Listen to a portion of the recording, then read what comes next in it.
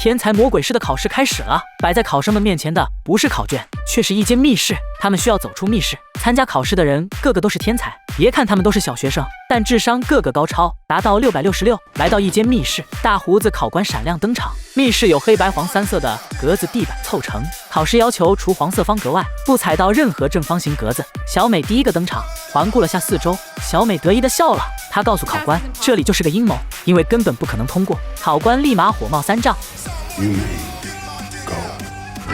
果断将她淘汰。显然这只是她自作多情。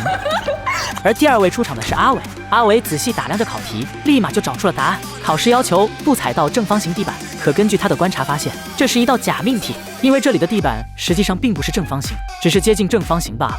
于是他果断向前走去，径直来到终点，成功打开考试门，最终完成考试。